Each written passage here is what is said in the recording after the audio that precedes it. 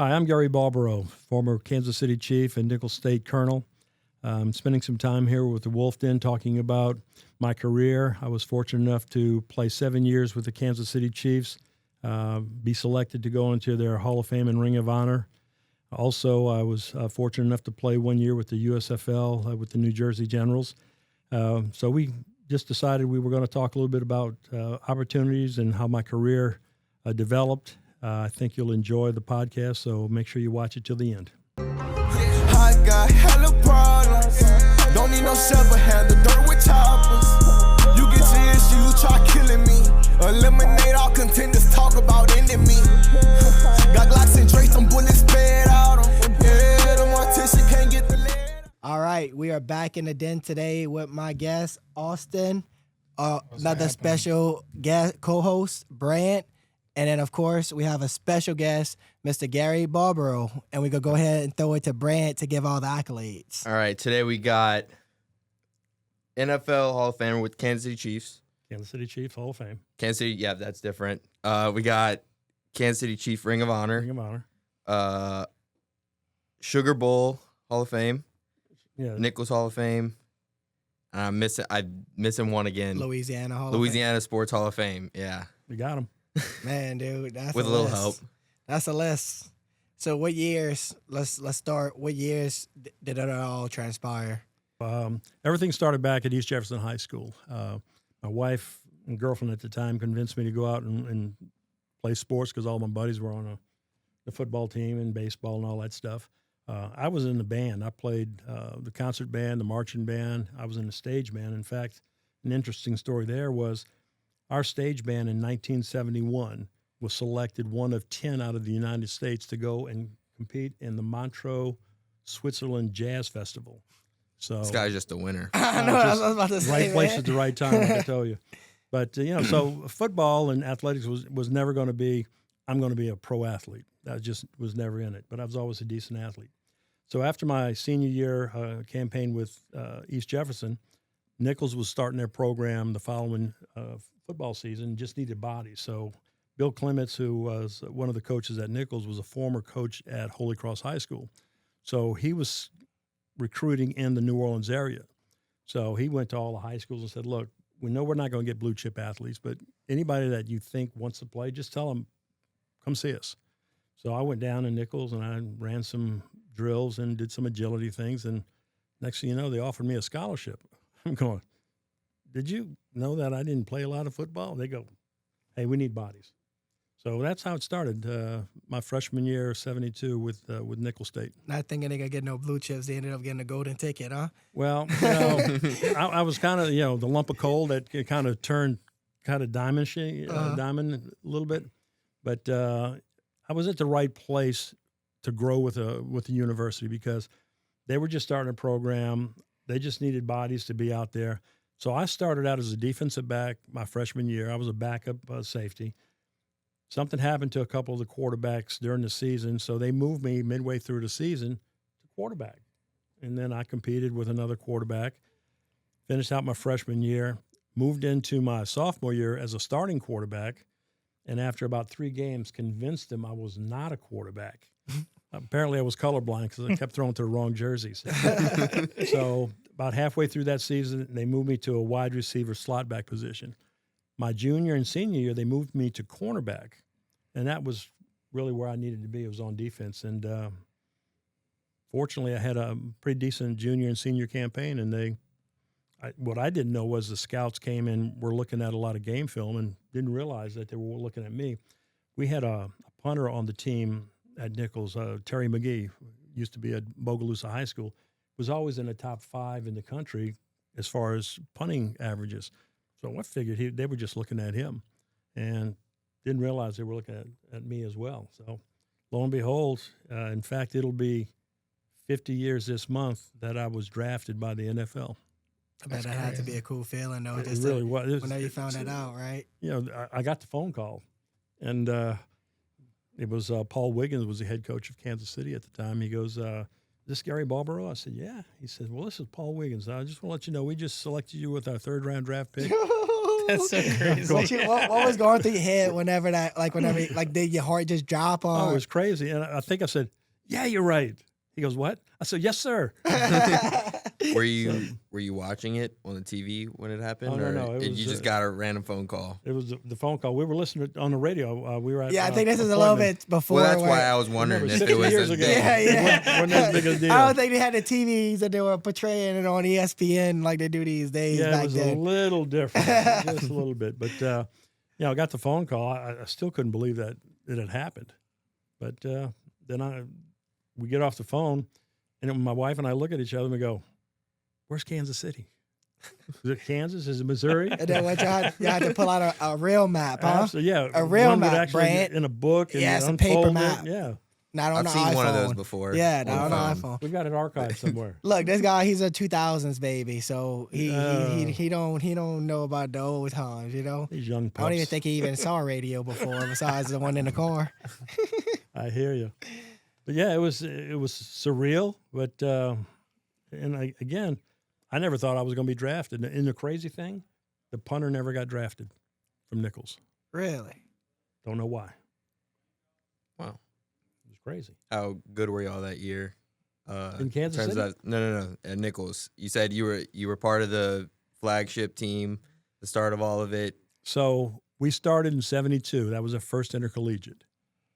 My senior year, we won the conference. In Wow. 4 years, we went from That's startup crazy. to champions. Yeah, that's actually Last year, awesome. we actually celebrated our 50th anniversary of the first conference championship team at Nichols. That's awesome. It really was. And again, it was a bunch of players that just wanted to play. And it just, the chemistry worked, the skills that the individual players had, and the coaching staff was able to pull it together. And it was quite a thing, win it in 4 years. What But to about even make it that much better to actually win the whole thing and get and follow up with the draft, like what? Well, as I was about to say, what did y'all have any like coaches that you want to like reprimand that like kind of helped y'all get there? Or Oh, no? absolutely. Well, I mentioned Coach Clements. He was. I'm sorry. Did I use Yeah, the wrong reprimand's word? the wrong word there. Wrong word. Recommend. Yeah. Sorry, I didn't mean to use that word. No, but no. But Coach Clements was very instrumental in putting that team together. The secondary coach, I had Joey McGooey. He kind of nurtured me along to help me become a better defensive back and how to play a cornerback in college. T.C. Calmes was our defensive coordinator, a defensive line coach. Randy Raymond was another coach. He was actually a graduate assistant, and he was a wide receiver, tight end coach. John Arms was the offensive backfield coach, quarterback coach. So we had just some good coaches that took the time to help you become a better player. Now, let me go back to when I first got to Nichols. So that first arrival at Nichols, we always do the physical training to see what kind of shape you're in. So you got to run different drills, and then you got to run this 1.5 mile thing. I had no idea what I needed to do, so I was not in good shape when I got to camp. I actually almost fell out on the workout that morning. So after that, I survived. I go back to my dormitory, going to have the afternoon meetings. So in between those, I decide I'm going to go into town and get me a snack. So I don't know anything about Thibodeau, so I'm driving. I come to an intersection, and it's kind of a screwy intersection. It's changed since I was first here, but I actually got in a car accident. I was this close to leaving. The coach that talked me out of it was my first defensive backfield coach, Carol Goulas. He came and talked to me, and he goes, I'm away from home for the first time, away from my girlfriend, and I'm going, this ain't good. And he talked me out of it. So if that coach doesn't come in and take the time to talk to me and, walk me back off the edge, this career may have never happened. That's crazy. It really was. We did go a little bit backwards here, but we like to ask every guest, start the podcast, and I think you could base it off of just your story in general. If you were to be any animal, you choose any animal, what animal would you be and why? I would probably be one of the bigger cats, but probably a puma would be something more that would be to my personality, stealthy, because that's when I played in the secondary, I was always trying to not be known until I got to the Well, spot. you was that free safety, right? That's right. And but they, they're stalking you, they're watching, and when it's time to go, it's on. So Yeah. that would probably be one that would be pretty good. But it'd be in the big cat family, I would think. Did you get to be like pretty fast? Yeah, I had decent speed. I was actually, my best time was a 4.49 in the 40. Oh. And I mean, That's that- I'm running like 5'2". that's very fast. I'm pretty sure. on top That's of that, with wind behind me. I was 6'4", yeah. and I weighed 205. So Oh, I mean, yeah. I mean, I could that's run, but I had that's a some. brick wall running at you, boy. That's a puma right there. Yeah. That's a big cat. I don't know about a puma. I would say what's even a bigger cat? Well, no, that's the biggest one. A puma. No, I think No. tigers are probably. Yeah, but tigers can't run as fast as a puma, though. Well, the cheetah's, obviously the The fastest. fastest. But it's not I as wouldn't, big I as a wouldn't puma. put me in the cheetah category, but Oh, I'd yeah, be close puma, to him. I like it. The puma was a great answer. I'd be That close. was actually a great answer. Great answer. So yeah, it was. So I had speed, and I had size, and my first secondary coach in Kansas City, Tom Bettis, he taught me more about how to be a free safety in the NFL than anybody. He took me after practice, and I thought he didn't like me because I figured he didn't think I was working hard enough. He would keep me for a half hour after making me run drills, reading his. He would do a drop back, so I'll read the quarterback, the long arm motion. So he taught me how to read that. He taught me how to read the offensive line, what their stance was, if they're leaning back or if they're rocking forward on it. Watch the line. If they stand up when they snap the ball, it's going to be a pass. So just that kind of thing helped me become a better free safety in the league. So it was good to have him as a coach. Well, just like those little bitty tidbits, like you just said, if they stand up, because like if they're running the ball, I'm guessing they standing down and making a lane for somebody. I would assume, Absolutely. right? So Yeah, and if they've got weight on their hands, they're not pass blocking. They're going to run. But if they're their knuckles are barely touching the ground, you go, yeah, he's probably going to pass block here. So yeah, that's actually pretty cool. I never really thought about it like that, just because I never really got to that point in the game ever in my life. well, it was for me that was all new stuff too, because we didn't have a lot of we did film study and just looking at your opponents in college, but when you got to the pros, and they didn't have all of the video stuff like you do now. It was actually 16 millimeters. You hear the clicker going back and forth as they're rewinding it. So you watch the film that way. All right, guys, let's take a break from Nick Shenanigans to talk about today's sponsor, Axis Machine Works. Precision isn't optional. It's everything. Axis Machine Works provides high-quality CNC machining and fabrication, backed by a team of skilled machinists who get it right the first time. From custom parts to complex runs, if it needs to be built right, it needs to be Axis. AxisMachineWorks.com. Now back to the podcast. I want to know, how did the intensity of the game change for you going from a collegiate level to the professional level?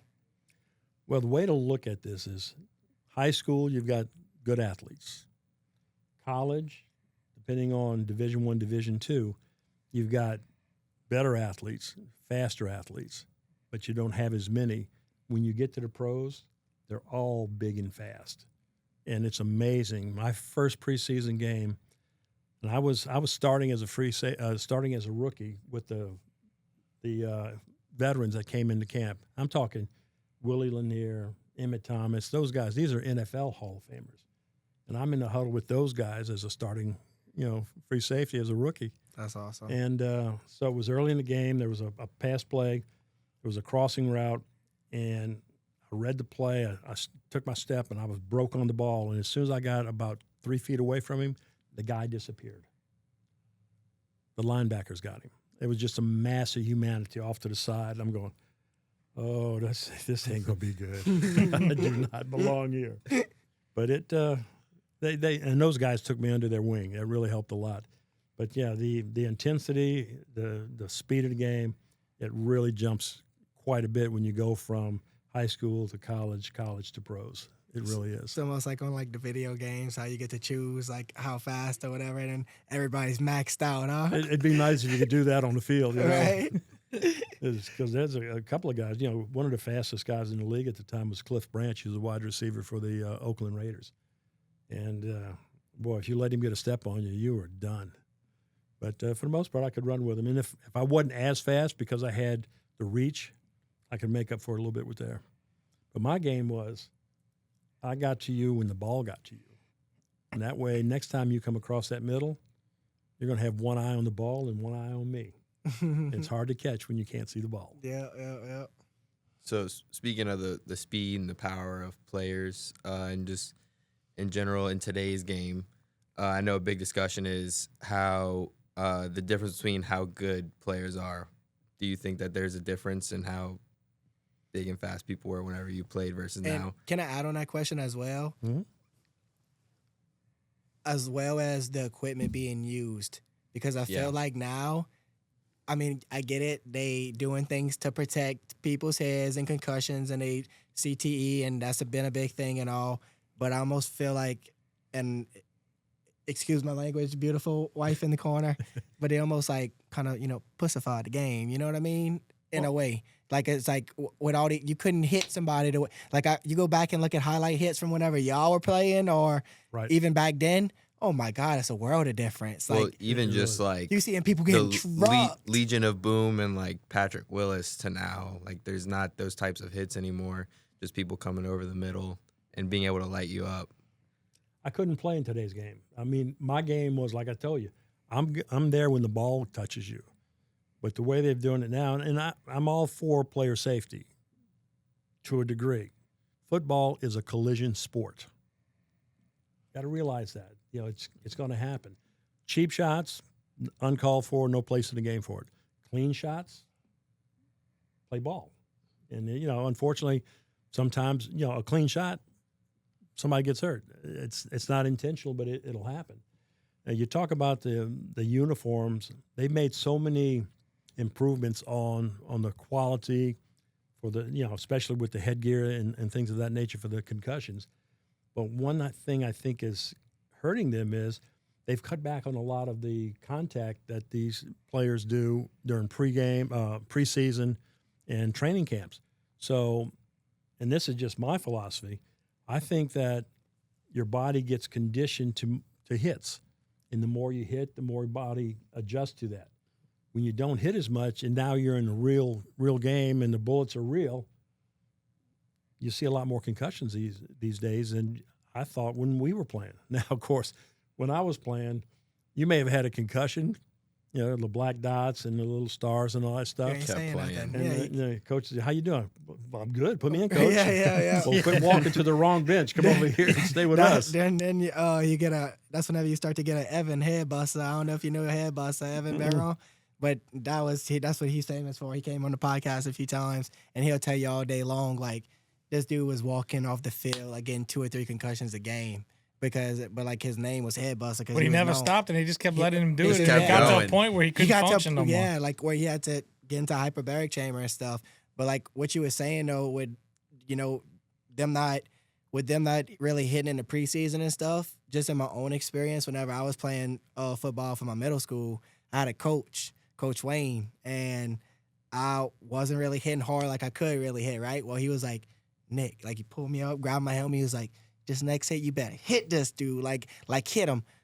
Dude, whenever I tell you I ran through, and then that dude ran through too, and like we smashed and we collided, and then my whole right side of my body, this was the first time this ever happened to me, whole right side of my body just stung up, and then I was just like had a rush of adrenaline, and I just stood up and I was like, damn, like I never felt that before. He's like, he came and grabbed me, he's like, "That's how you hit somebody." I was like, all right, all right. And back in the day, that's what they taught you. I mean, you run through people. And I've had a few hits. In fact, one of the hard hits I hit was Rocky Blyer, the fullback from the Pittsburgh Steelers. Obviously, y'all way back in the day. Right. That's back when Franco Harris and Terry Bradshaw and all that. Well, I I hit him one time coming through the line, and I swear to God, it was like I hit a concrete column. Because you ever hit a baseball off the end of a bat and it just stings? Mm-hmm. My whole body did that, just like what you just did. I'm going, oh, man, I ain't hitting him no anymore. Did you kind of like freeze up? I'm going, whoa. Everything's working. A little gun shy. I hope that hurt him as much as it hurt me. Yeah, right. But, the game has changed, and I'm all for the safety, but I still think that let the guys play. Let them play a little bit. Well, I just see so much time being wasted, like just on the sidelines, like, oh, flag here, flag there, and it's just like. That's a whole different story. like I said, let them play, but call the obvious ones. Right. And Well, I think it's gotten to the point too where they're talking about like regular flags being reviewed, and that's something that's going to take even more time. Like they're talking about implementing rules like that, at least on social media. Whenever something crazy happens, I know there was a big deal this last season about the new rule where the tackle's got to be lined so far back, and then was it Jawan Taylor? It was the Chiefs tackle kept getting called on it. But then there was even worse ones where he wasn't getting called. right. And Do it you was like still changing follow? games. I do a little bit. Now, believe it or not, I'm not a football fan. I loved playing a game, but I'm never was one of those guys that could, topic would pop up. Well, who the Saints playing this week? I go, no. Who are they playing this week? Yeah. Who's the quarterback? I don't know. Tell me. Right. But give me a football. Let me go play the game. I love doing that. Now, having said that, for the last 30 years, I've been the uniform inspector on the Saints sidelines, Okay. which is a neat little job because we get to go to all of the home games. And I've got another inspector, Nate Singleton, works with me.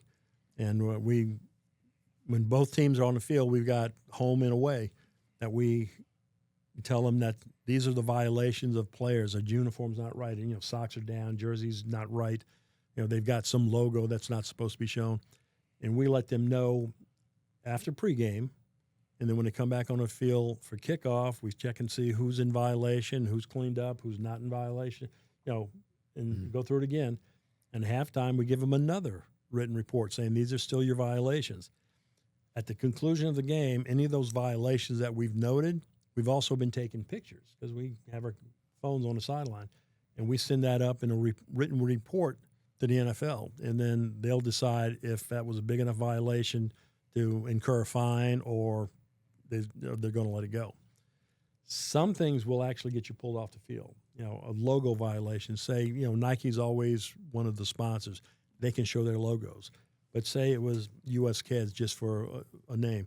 If they put that on, they wear that particular piece of apparel, they can't show the logo.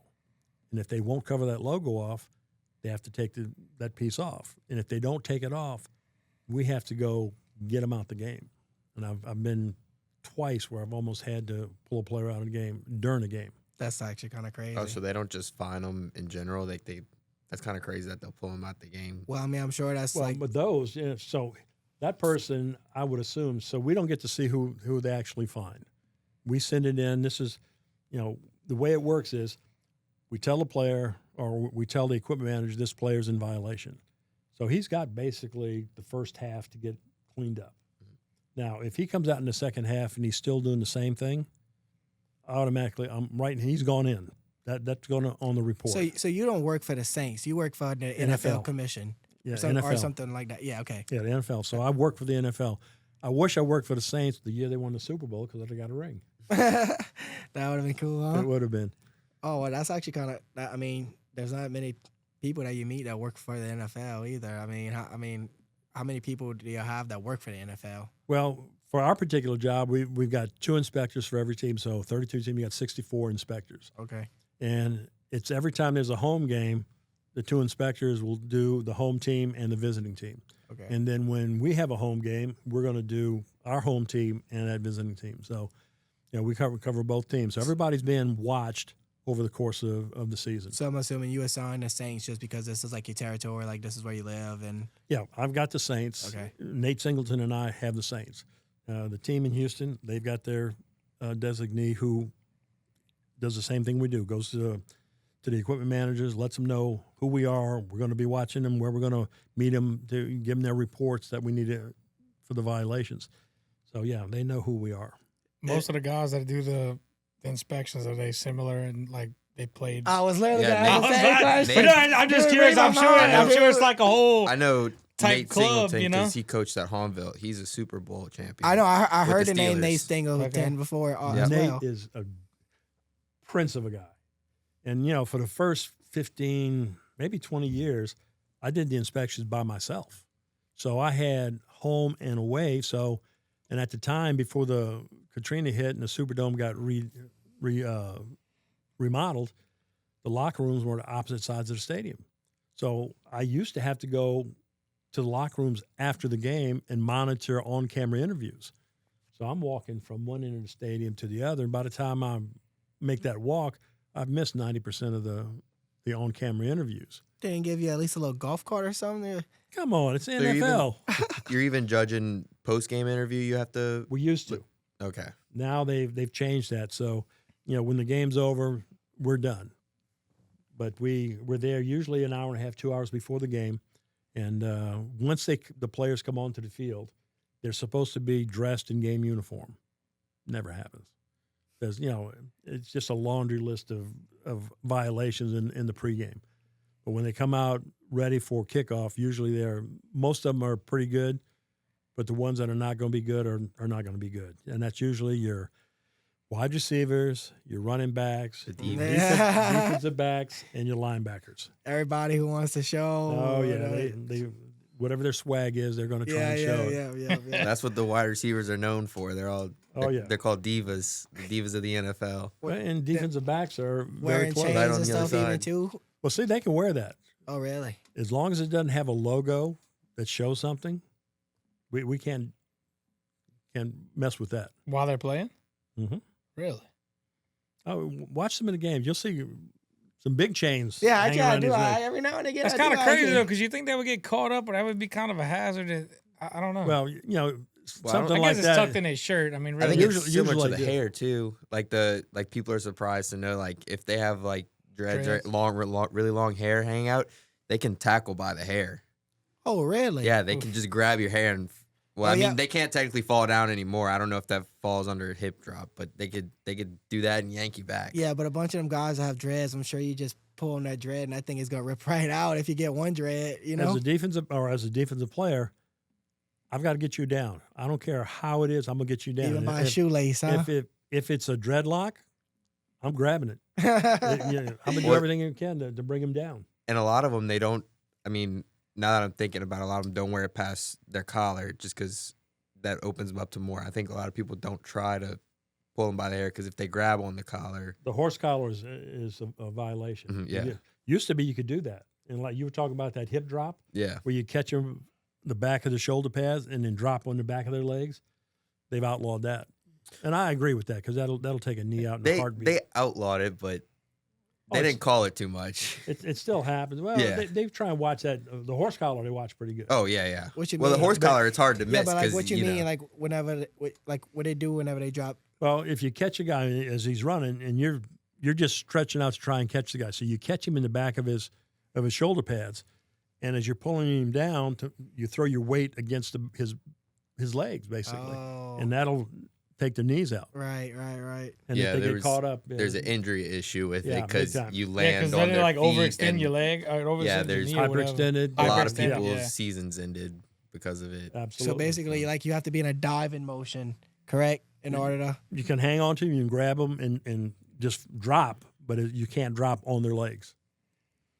Let me ask you this: back in the day, in your opinion, you think football was played cleaner and kind of with less scandal, so to say, than now, or you think that they just upped the rules and kind of regulations to where we just hearing about them now? Well, They kind of, I guess, some of the things that they've done, back in the day, it used to be 3 yards in a cloud of dust because the multiple offenses didn't start coming in until I was actually in the league. So I was in the mid 70s.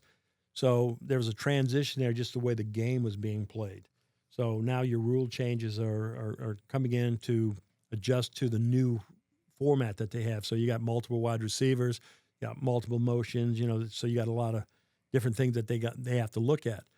But as far as the game, taking away some of the contact stuff where my game was hit with the ball, now you got to, it's almost like you got to catch the ball, count to 3, take 4 steps, make a football move, and then you can tackle them. So some of that stuff gets a little bit on the far side. But yeah, overall, I have to say the changes that they've made for the newer game, the way it's played now, is better for the players and gives them a little bit more longevity. So speaking of like the newer rules, and we haven't mentioned it yet, but you also played in the USFL. and they're starting to bring a lot of these other leagues back. I think that I don't know if the XFL is still happening. That came back recently, but the big one is now the. Wait, you played the UFL? UFL. Yeah. So the USFL, that was one that they made that was like the UFL, but that was like one back in the day. Right. That one started back in their first season was 1983, and it was the USFL, and they had I want to say they had 12 teams that first year. The second year, 84, they went from 12 to 18 teams, which which caused that league to have some financial strife. They had a few owners that were very well off, but they had several teams that financially they were just barely making it. Right. But as you said, they just brought that back. Mm. And in fact, just recently, within the last 2 or 3 years, I've been getting more fan mail with people sending me my football cards for autographs because the USFL came back, and then the UFL came back, and then they merged them. So you got the UFL. Or the XFL came back and merged with the USFL. Oh, so they did merge. Because I remember the whole thing with the XFL was that it was kind of going back to the whole point of it was that they were hitting each other hard. They had like the no fair catches. They could wear whatever they wanted on like the names on the jersey or whatever. Yeah, it was like some strange stuff. Yeah, it was just like hardcore football. Well, they had a few crazy rules too, didn't they? Like just as far as how the game was played, like. Didn't they have like no like real kicks? Like it was only like punts or something like that? Or am I talking about something completely different? I'm not sure how that worked. I didn't follow it that much, but there were some strange things. And getting back to the XFL, I think was the one where it wasn't your name on the back. It was just crazy stuff. Like whatever you wanted. It was like a softball jersey. Yeah, right. You just put whatever, like a nickname. Yeah, absolutely. That's crazy. And something like he's crazy. That's his name. He's crazy. Number 31 out there. He just blocked the kick. But going back, that kind of reignited me getting requests to do autographs, and I have several times I had 20 or 30 requests within a month to sign autograph and send the cards back. Well, and I know you brought it up earlier, but what's the reason that they want your autograph specifically on your card? Like, are they going to every USFL player from the past? Well, obviously there are a lot of collectors out there. And, some of these cards can be worth money. Not mine, but some of them. But I mean, why not? I mean, you're in like 17 different Hall of Fames, But just a lot of people they collect the cards, and you find a lot of, and they'll send letters with the request for not just here's the card, sign it. A guy says, I watched you in the NFL, I followed your career there, I saw when you played in the USFL. I really thought you did well. Hope you're doing well now. Would you mind signing a card?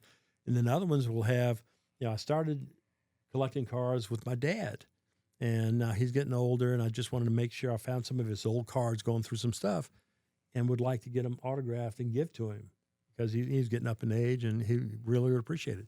So that kind of thing, and it was good. And I'll sign them, send them back. Hell yeah, that's actually really cool. It's really gotta feel pretty awesome when you get something like that. Just they have people sending you stuff just for you to sign it. Like that's got to be a crazy feeling. Even like, I mean, how many years ago since you played football and people are still remembering you? You know what I mean? Exactly. That's a good feeling. Oh. So that means you made an impact on.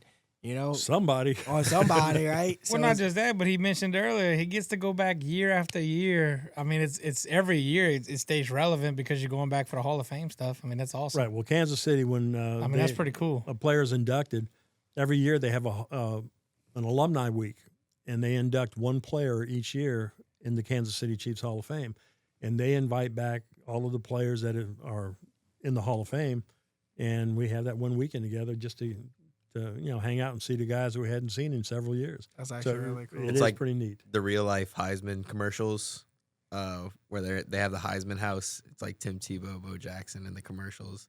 It is. It's you see the guys, and you hadn't seen them in years, and all of a sudden it's like it was yesterday. Mm-hmm. It's just it comes back like that, and those are friendships that that's lifetime stuff, right? And you went to battle with these guys. You fought it, and unfortunately, we weren't a real good team back then. But you know what? We played just as hard as everybody else did, and we we enjoyed what we were doing. Unfortunately, we weren't as successful as we had hoped, but it wasn't from lack of effort. So did you go straight from the NFL to like working at the job that you're doing now, or did you kind of like do something else in between? Well, after I left the NFL, I went and played 1 year in the USFL. Okay. And unfortunately, I blew a knee out. So I had a contract. I had an injury guarantee on it. So I had a 3-year contract that was honored. So during that time, because I knew I wasn't going back to play, and the surgery back then to repair the ACL that I tore was not anything like it is now. I saw guys never straighten their leg out after that surgery. So I opted not to have that done. In the meantime, my wife's dad had a business where he was a manufacturer's rep selling commercial food service equipment. So at the time, he was just trying to get his business started. He said, look, why don't you just come try this and see if it's something you might like? I said, yeah, I'm good for the next 2 years. Let's see what happens. Well, it worked. I stayed with him probably 20 years, and when he retired out, I took the business over and worked with it until about 2019 when I retired. So that's awesome. So do you feel like playing all of the sports that you played and having the sports career in your life helped you out once you got to that business point, as far as just, discipline and, waking up every day and making the correct decisions that you want to make in the business? Absolutely. Sports is a discipline, like you say. You know what they tell you what you need to do. You need to hone your skill at whatever it is you're doing. Same way with business. We were independent reps, and we had about 20 different commercial food service lines. So you had to know all the ins and outs of those different pieces of equipment, how they work, the application. You had to communicate with the end users and the restaurant equipment dealers that you had to sell it through, and just develop relationships like you would normally do. So yeah, having the sports background also helped because I had a little bit of a name recognition. Right, So right. also helped, kick the door open a little bit. Right. It's not like you just meet this guy like, oh man, I seen you play football. Like, yeah, I could trust you. I know where maybe we can find you, or you know what I mean? Absolutely. It's not like you going around scamming people, you know what I mean? Exactly. Yeah. And they knew where to find me. So Right. I'll try and be honest. What I think is interesting, I want to go back to something you said in the beginning. I thought that was kind of wild. We just skipped over it, but like you were like in the band, and then you went straight to football. Like that normally does not happen. Yeah. Like you were like, yeah, well, I was in the band, and then I'm into football, and I'm in the NFL. I'm like, Well, what? yeah, I'm sure- It's like blowing my mind right now. I'm sure the football. That's not the normal progression? No, because look, and the reason that is because look, I was in the band, but I was in the band for a reason, because I was not as good. Look, I didn't want to take the hits in football. I didn't want to go, I was a little athletic, probably as athletic as Nick is now. Oh, don't even give yourself that credit. But no, seriously, look, I wasn't. Don't even I pump was in the yourself band up that because I much. want to. No, I was in the calm band down. because I want to stay healthy. But then I'm just thinking like, I bet you his friends were like, Barbaro wants to do what? He wants to go play football? Yeah, he's not gonna make it. And then all of a sudden he's like, I'm in the NFL. Well, I Like, mean, what? I'm sure you was probably like 6'4" by that time, I would assume. No, you wasn't done growing? Let me back you all the way up to where I started in band in the 5th grade. Oh, okay. And the reason I started band was I was kind of a restless student. I'd get my work done, and not that I was a fabulous student, but everything would get taken care of, and then I get fidgety. Well, the teacher got tired of me kind of walking around the room and doing stuff. She said, well, maybe let's see if he can put him in band or something. Well, put me in band in 5th grade, so that's where it started, all the way through middle school and high school. I was in a band. I was always a good athlete, so I played recreation ball, played junior high school. Now, this is how far it goes back. Back when I was in junior high school, it was 7th, 8th, and 9th. Now the high school is 9, 10, 11, and 12. Yeah. So my freshman year was the last year they had 9th grade at junior high. Now it's middle school. So they moved the 9th graders up at the time, which would be sophomores, 10th graders, but they also brought the 8th graders up from the 9th grade at the same time. So we all came up. But getting back to the middle school, I played all of 4 sports, basketball, football, track, baseball, in middle school and junior high school. And I was always a decent athlete, so it's not like just let's add another one. You're all around. but just it was never high on the list. I'm not going pro. It was never. That's you talk Well, to some guys who go, and they're in the 7th grade. You go, yeah, I'm gonna be the Heisman Trophy. Yeah, winner. that's what. Yeah, Well, that's I think great. it's important too. What instrument did you play? Trombone. Trombone. I was thinking you might have said like the flute or something, and that would have been even crazier. Oh, yeah, that would have been crazy. Or the clarinet. Piccolo, something like that.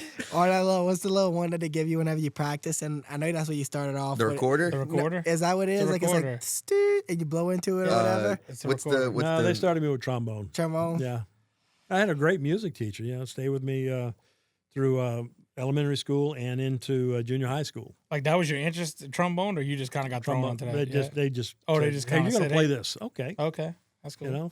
And it worked. You look like you could hold that, huh? Yeah, you could do it.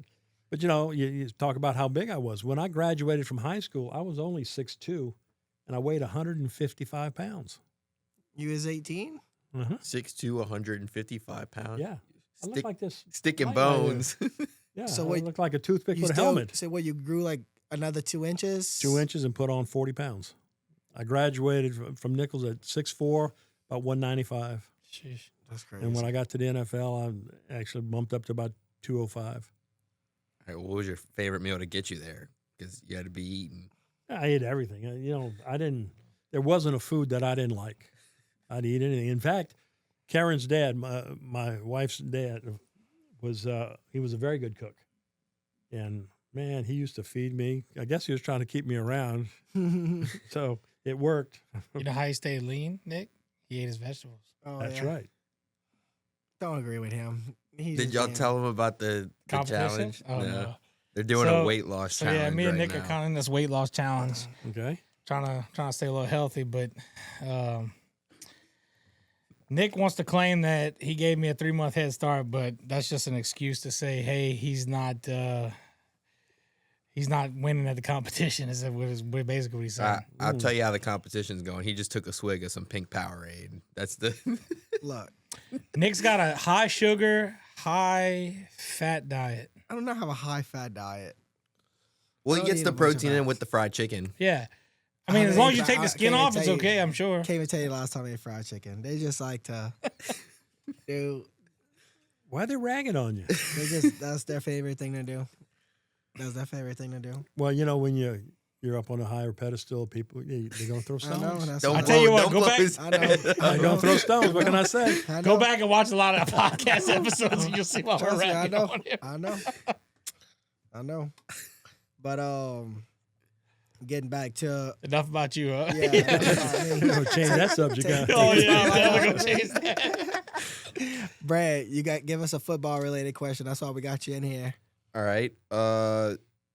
Think about. So no, you already asked about. Well, I the want to know who are some of your employment. favorite people that you played with, that you made some lifelong relationships with. My roommate was a wide receiver. In fact, the year that I was drafted in the 3rd round, he was drafted in the 3rd round right behind me with Kansas City. Okay. And we became best friends, actually. I lived with him when I was in Kansas City. Henry Marshall, great guy. The other guy was Gary Green. He was a number 1 draft pick the year after me. And he and I, we were together just not too long ago. And again, it's lifelong relationships. But Didn't we look that guy up, Gary Green? Gary Green? No, it was someone. The only football players we looked up. You said something about a guy that played for the Saints. His last name was Gay. Oh yeah, Randall Gay. They didn't believe me that they had a guy named. Mm-hmm. Yeah. Yeah. Yeah. They were just thinking I was talking shit. Like yeah.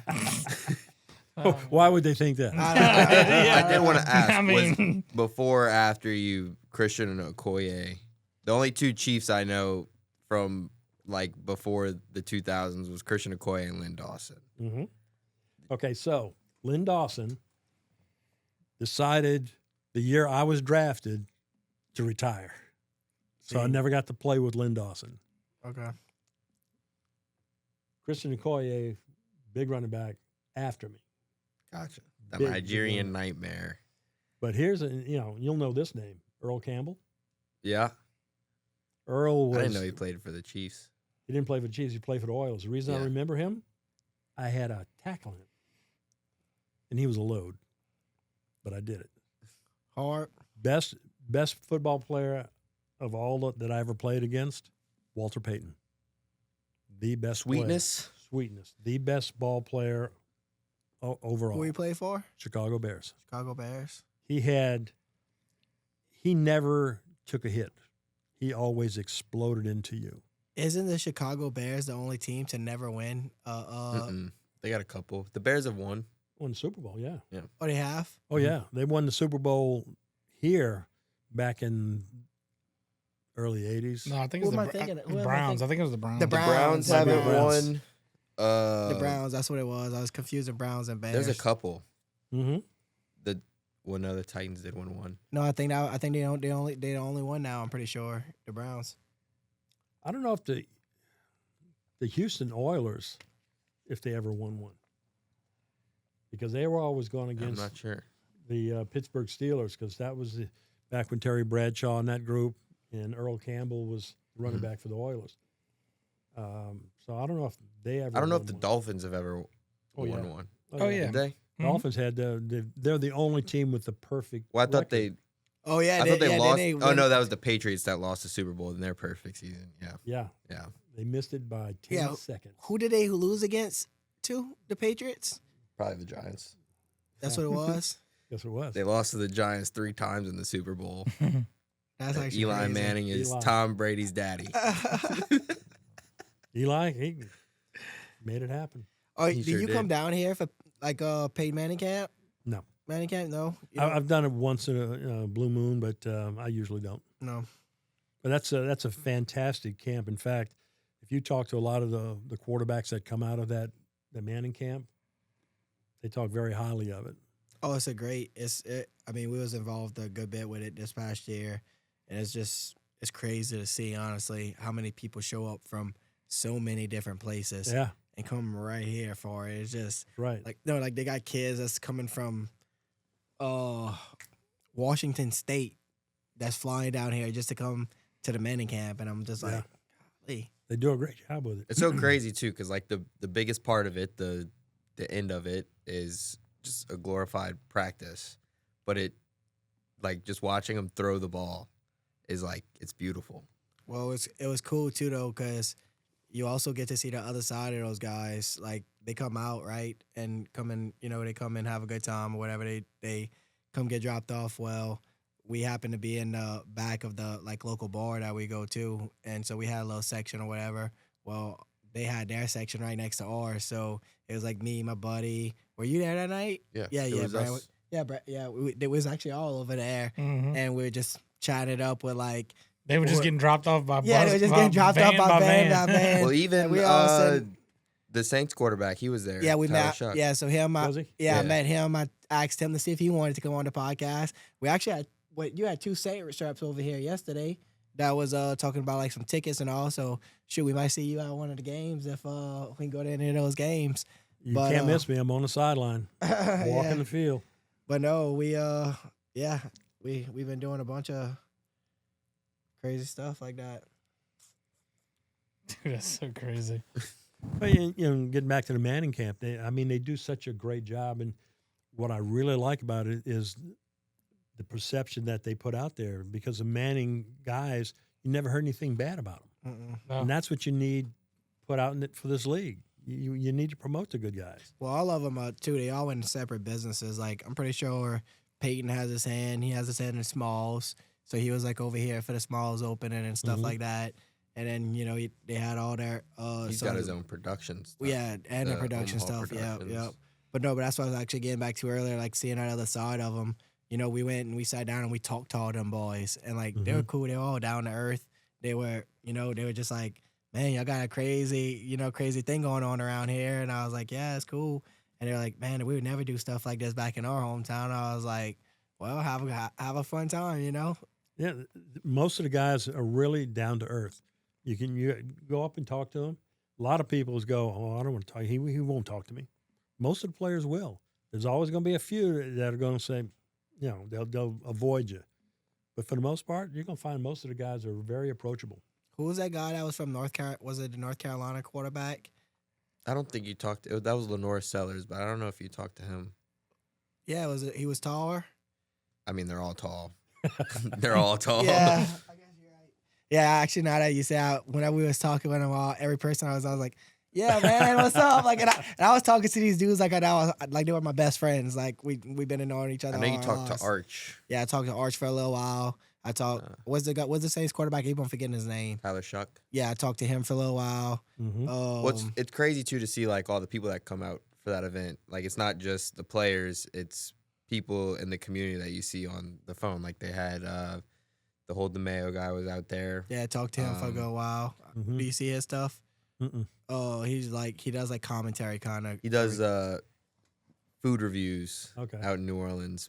But he does commentary stuff too, and like yeah, he does. He has like a radio show where after the Saints games, people will call. It's like it's the same as what's the Bobby Hebert show? It's basically like that, but it's like right after the game, and he lets anything fly. Oh yeah, he's starting to do all kinds of sporting events. Oh he yeah, just did the boxing match. Well, even John Gruden was out there. He was out there. That was pretty cool. Well, actually, yeah, I met him. Yeah, he talked to John Gruden. Didn't know. Yeah, I didn't know who he was. So he comes up. So listen how funny this is. He comes up and me, Austin, and Mel and Taylor, we all in the VIP section, and he walks up and he's like messing with one of the signs, and I'm like, I'm like just me being me. I'm fucking with him, right? So I'm like, hey, bro. Don't touch that. Don't touch that right there, man. I was like, what are you doing? Don't mess bro? with that. And then he looked at me like you guys serious for a second, like he was about to like get in on me. And I was like, dude, I'm just messing with you. Yeah, I was like, you do whatever you need to do. And he's like, oh, he like you want to make Chucky mad? No. He shook my hand. He was like, dude. I was like, oh no, I was about to get in on you. I was like, no, dude, I'm just messing with y'all. I was like, we do a couple things here, and I introduced myself. We talked for like 3 or 4 minutes, and then he went on his way and. Yeah, and man. You didn't even know who it was. I didn't even know who he was. And I was like, really? Yeah, I still didn't. I didn't even know at that time. I went to show Brandon. I was like, hey, do you know who that guy is? Because like he seemed really cool. Well, he's like, dude, that's John Gruden. I was like, and that's crazy. I was like, who? I was like, dude, you don't know? We had talked about him before the event. There's been so many. They had said he was going to be out there. There's been so many famous. I've met a famous body. No, that's the one guy he pisses off. But like, no, I meet so many famous people and I don't even realize. Like, I was with a bodybuilding pro, Jacob Rober show in New York, and I ended up meeting the world champion of Mr. 235 or what is it? Is it 235 or something like that? I don't remember which one. He was just this big, and I was just talking to him like he's my best friend. And again, it goes back to a lot of those guys are real approachable. They are. Real approachable. They're humans at the end of the day. I mean, they want to talk and make friends as well. That's it. We're blessed to have the opportunity to be in that position. And, a lot of people want to be there, but don't have that opportunity. So if they want to talk to me, I'm going to talk to them. Back when, when I was playing in Kansas City, after the game, I was always the last one out because I'd go up through the lobby, and they always had young kids and parents out there with kids wanting autographs. And I would sign autographs until every one of them got what they wanted. Well, I feel too, though, that's trade. You're from this area, correct? Yep. So that's back to your roots, right? I feel like we a different breed of humans just in South Louisiana. Other people don't really act like us, right? Like, because I know a lot of them guys, they probably wasn't doing the same thing that you were doing. They wasn't going making sure all the kids got their autographs. No, a lot of times the players, because you could either go up through the lobby and go out and sign autographs, or they had a tunnel which took you down to the parking lot, the employee parking lot. A lot of guys would just take off and go that way. I said, if they're going to be here waiting, I'm going to sign the autograph. And that, like I said, I was brought up that way. I appreciated them. If they wanted that, sure. They supported you. I'm going to sign them. I'm going to do anything but a check. Well, yeah, I was about to, well, I mean. Anything but a check. Well, I can see, too, like, there are some athletes, like, it becomes a big topic of discussion whenever there's a video of someone, like, ignoring a kid. But, like, some of the, like, an issue that they have now is some people are, like, parents will send their kid to the athlete to be like, hey, can you sign this? And then the kid comes back and the parent takes it and sells it. So like that's a big thing right now too. But there's ways that they could stop it. Like if you, It's something with like blue pin specifically that people don't like. Like No, they don't let it them use loses blue value. They don't let them use blue markers because whenever you use a blue marker, it's easy to go back and trace the print and then transfer I'm it gonna have over to to get rid of something. my blue pen. That's all I'll sign with. Really? Yeah. I mean, I don't think it's that big of a deal, honestly. I don't think I'm a big threat to have something Right. happen. Yeah. Well, for a lot of the athletes, it's like and they're talking about athletes who are still active that are selling jerseys and stuff. It does become a big deal for them because like jersey, they make a commission off of whatever jerseys is like their number that they sell. So like someone's out there just buying the jersey and then the signed one that whatever company's affiliated with NBA, NFL, MLB is selling that jersey for like $600. This person can go around, buy the jersey for $200, sell it for $400, and they don't make any. They make the $200 commission, not the. Right. A lot of you see that happen a lot of times with the autographs, and they a lot of guys, the bigger names, they need to protect themselves because, like you say, they're making some money off of that. Yeah. My stuff, they're not going to make money unless there's a paper shortage, and they got some paper. But other than that, Do you have any of your own football cards? mm-hmm. How many did they end up making of you? Probably about 8 of them, different ones. Pretty cool. Got some Pro Bowls, got me as a rookie, and a couple of different ones. Oh, dude, if I was you, I'd have them all like in a little frame or something. You know what I mean? I know you got to. Not yet. I've got them there. It just doesn't get I them haven't set put them yet. together yet. Did you get cards every time they released them? Like I really didn't. No, like That's actually I'm crazy. thinking I would like assume that they would like at least send you like, hey, here's a copy of your card that we're Yeah, issuing out. You know what I mean? Here's a true story. So, my second year in the league, I was second in the NFL in interceptions, and I actually tied the NFL record, or actually set the NFL record for the longest interception return for a touchdown of 102 yards. So after that was season, an end zone. yeah, I went. It was against Seattle, and took it back 102 yards. So after the season was over, we came back, moved back to New Orleans. So somebody, one of the companies that does the portraits of all the game shots and all, actually had a poster made of me and sent it to Kansas City and wanted me to autograph it. I wasn't in Kansas City. So one of the guys in the press office signed my name to it. I've got that poster, and it's not my signature. That's crazy. That's wild. How'd that happen? Did he even like try to like make it look like your signature at No. all? No. it's not even the right name. Well, he spelled it correctly, so that At was least that was a that- giveaway. yeah. It wasn't Gary that signed that. He couldn't even spell it right. No, but that was a funny story. The other thing, they made a collage of all the players from every team, like who the highlighted player. And on this collage, every player on there is an offensive player except me. I'm going, Only defense. what? Only defensive player on that collage of offensive players. Go Hey. figure. That's pretty cool. Yeah, no, it really was. that's really cool. I mean, you show it out.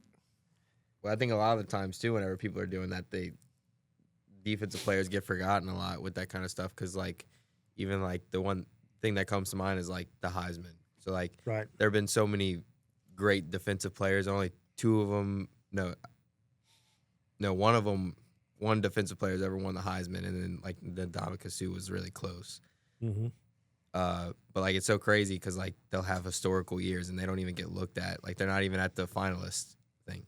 High profile offense. Yeah. Yeah. I mean, I guess that's what you think is winning the game. But I mean, if you have a cornerback or something that's, killing it and, making them interceptions and making 102-yard. But it's crazy happens. too because like even the ones that like one of them that like Jadeveon Clowney, he had like one year where every single snap he was in the backfield, and it was like every snap you knew he was going to make the tackle, and he didn't even get close. I think he was like third I think in the Heisman finalist, but like that was enough to get him number 1 overall pick, but they No, weren't Heisman, even really yeah. thinking about Heisman. So how many years total did you play? 8 seasons total. 8 seasons. 7 with the Kansas City Chiefs and 1 with the Generals. What would be like the biggest takeaway that you would say, like the best experience that you had playing? just the friendships and relationships you develop with the players, the camaraderie you had, even though you didn't have tremendous seasons, at least we didn't in Kansas City, you still have those relationships that you go back to, and you can still communicate with those guys. So, and just having that opportunity to be in that position to play at that level, it's hard for me to comprehend from time to time and go, did I really do that? Right, like what did I walk on this field in front That's of just the this many? hits. That's just the hits making you lose memory. Yeah, apparently, yeah. Dane Bramage, they call that. Yeah. So with a new term is CTE. Yeah, I can't even spell CTE. Come on. Look, we got a guy named Tyrone, and his thing is called Call Tyrone Enterprises, and he rides around his truck and it says CTE on it. And I'm like, Tyrone. Truck's a rough term for what that is. Yeah, yeah, It's like it's a a little. little- It's one of those smart cars. One of those smart cars. It's like it fit in. It's not bigger than a couch. What? He's probably like 6'5", close to 6'6". Shoot, I bet and Tyrone would have been a like- mean. like, I would have trouble fitting in this car, and he's like driving it around everywhere. He's like taking it to different states. Oh, he's happy too. That's crazy. Happy as can be. That's crazy.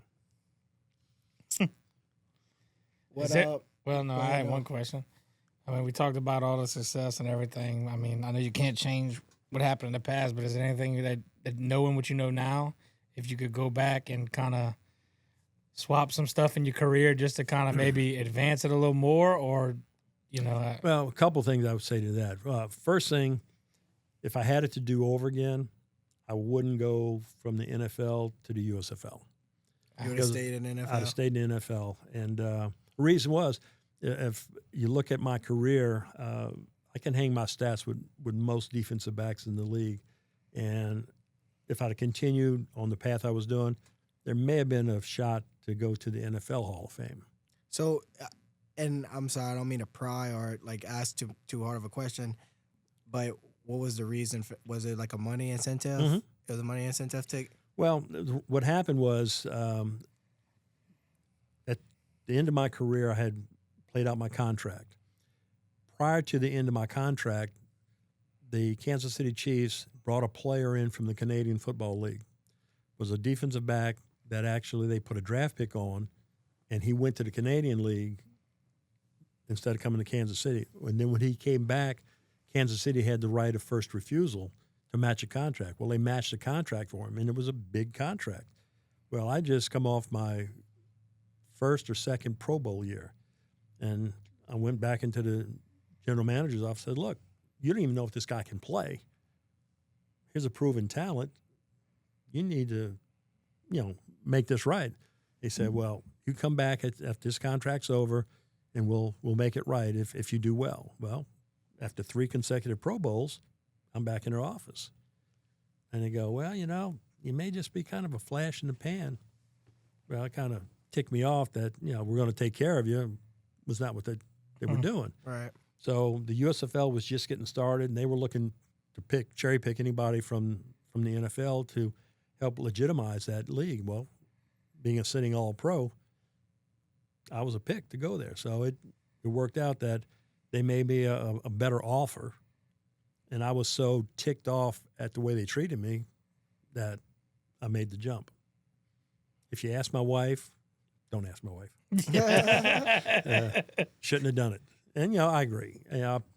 Looking back now, there was a legitimate shot that I could have been in the NFL Hall of Fame.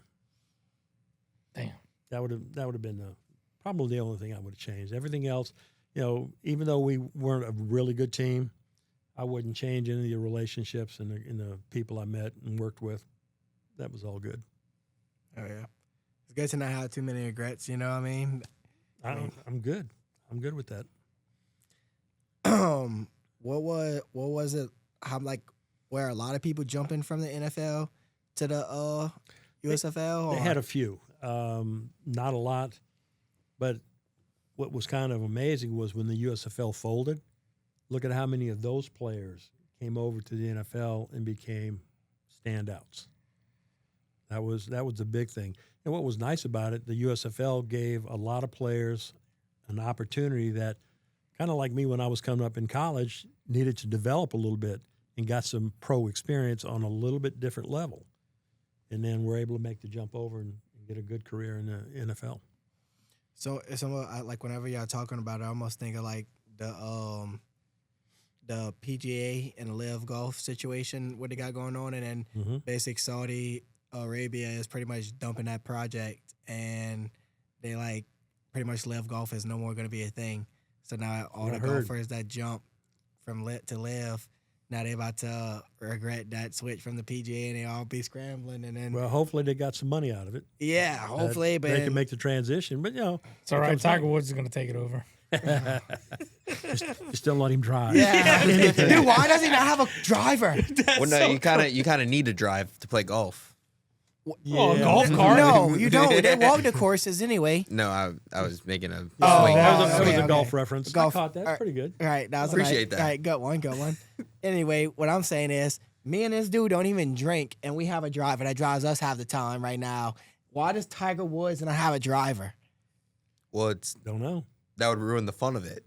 Oh, yeah. Take the mystery out of it for sure. right. Huh? Golf isn't the only sport he plays. Dude, it's just like, I think they should change the game up, honestly. Like, I've been liking the AI stuff where he's like driving on the course. Like, hell, just let the cars on the course. That's what I say. Well, he'll be there eventually. This episode of the Wolf Den podcast is brought to you by Marsh Media. Creativity needs the right space and the right people. Marsh Media gives you both. A professional photo studio, music engineering suite, and podcast studio backed by a team of editors, sound engineers, photographers, and videographers dedicated to bringing your vision to life. One location, unlimited potential. Book your session at marshmedia.com today. Now back to the podcast. so how was like being a professional athlete and then managing your also home life? Like how did you delegate things as far as that goes? Was it a lot of traveling and they travel with you, or you know what I mean? How was that? Well, my first 2 years, we lived in Kansas City, and our first daughter was born in Kansas City. After my second season, which was 77, they fired the coaching staff halfway through the season. So we were actually in the process of going to buy a home in Kansas City and make that home. But when they fired the coaching staff, it kind of lit a light and said, you may be here, you may not be here. Well, we just had our first child. And if they wanted me in Kansas City, great. But if they didn't, they could have traded me to Buffalo or somewhere else. And so now my wife and my child are in a city with no family. So we decided after the 77 season, we would come back and make Metairie our home. And so that's what we did. So what helped a lot there was my family was here. Her family was real important being here.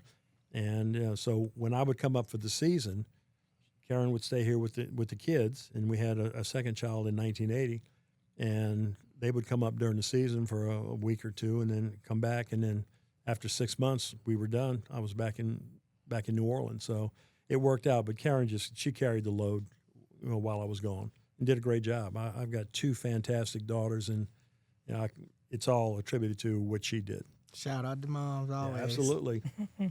They fired the whole coaching staff. They fired the head coach, so the rest of the coaching staff remained, and my secondary coach, Tom Bettis, took over.